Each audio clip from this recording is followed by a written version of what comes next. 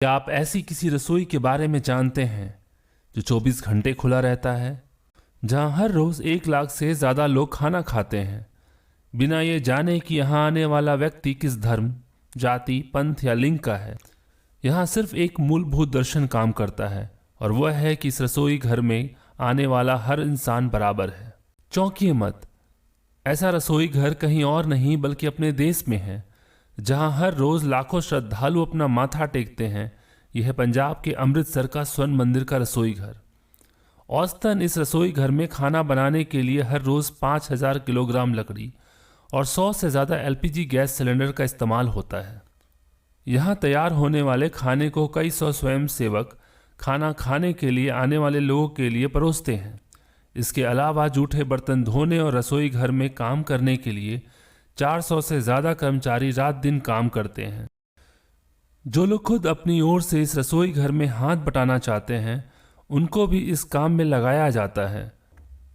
समानता की यह अवधारणा यहाँ पर हर जगह दिखाई देती है, फिर चाहे वो स्वर्ण मंदिर गुरुद्वारा हो या फिर खाना खाने के लिए लगने वाली लंगर।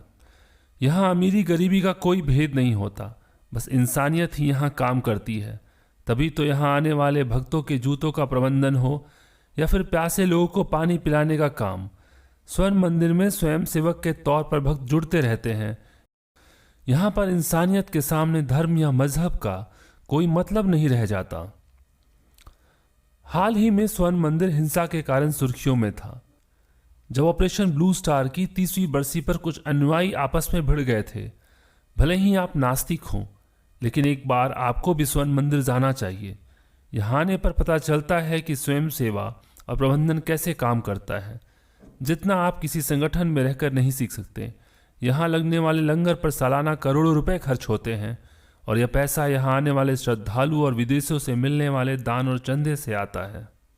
अमृतसर में मौजूद स्वर्ण मंदिर सिखों का पवित्र धार्मिक स्थल है, लेकिन यहाँ पर किसी दूसरे धर्म के व्यक्ति के आने पर कोई बंदिश नहीं है, और यहाँ पर होने वाले सभी गतिविधियों में वो हिस्सा ले सकते हैं। हर रोज यहाँ 1 लाख लोग लंगर में खाना खाते हैं, जो 24 घंटे खुला रहता है। इस काम को दुनिया भर से आने वाले स्वयंसेवक अपने श्रम से आसान बना देते हैं। इस रसोई घर में कई सौ लोग खाना बनाने में मदद करते हैं। रसोई घर में महिला पुरुष मिलकर काम करते हैं। स्वर्ण मंदिर में स्वयंसेवक के लिए कोई उम्र निर्धारित नहीं है, फिर वो चाहे 8 साल का हो या 80 साल का। खाना खाने के बाद जूठे बर्तनों को 2 श्रेणियों में बांट दिया जाता है, छोटा जैसे चम्मच और मध्यम जैसे थाली और कटोरी। स्वयंसेवक इनको इकट्ठा करते हैं ताकि इन बर्तनों को धोने में आसानी हो। जूठे बर्तनों को कई बार साफ किया जाता है ताकि उसमें खाना चिपका न रह जाए। ज़्यादातर ये काम स्वयंसेवक ही करते हैं। सभी स्वयंसेवक एक साथ बर्तन को साफ करते हैं। इस दौरान उनका सामान का खास ध्यान रखा जाता है। प्रबंधन इस बात पर नजर बनाए रखता है कि स्वयंसेवकों को किसी तरह की दिक्कत ना हो। स्वयंसेवक के काम करने के बाद उनको कटोरे में चाय दी जाती है। यह भी ध्यान देने योग्य बात है कि यहाँ पर सभी तरह के तरल पदार्थ ग्लास की जगह कटोरे में परोसे जाता है। यहाँ पर हर रोज 3 लाख से ज्यादा बर्तनों को साफ कर अगले दौर के खाने के लिए तैयार किया जाता है।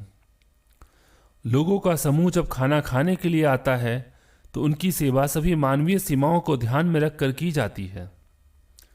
खाना खाने के बाद कुछ लोग आराम करना चाहते हैं। इसके लिए दीवान हॉल मंजिल खास व्यवस्था की गई होती है।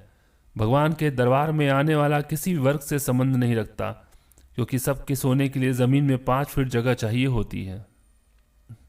यहाँ के रसोई घर में हर रोज 7000 से 10,000 किलो आटे की ज़रूरत खाना बनाने के लिए पड़ती है।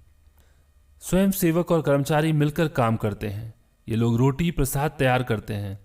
एक अनुमान के मुताबिक यहाँ पर हर रोज 2 लाख से लेकर 3 लाख के बीच रोटियां बनती हैं। यहाँ पर सेवा करने वाले लोगों के खुशी का अंदाजा दूसरा कोई नहीं लगा सकता।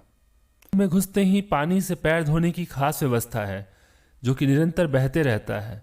इसका अभिप्राय यह है कि अपने साथी लोगों के प्रति जो भी पूर्वाग्रह है उनको साफ करो। कुछ लोग मंदिर के चारों ओर बनी पवित्र झील में नहाना पसंद करते हैं। यहाँ आने वाले स्वयंसेवक कहीं से भी आ सकते हैं।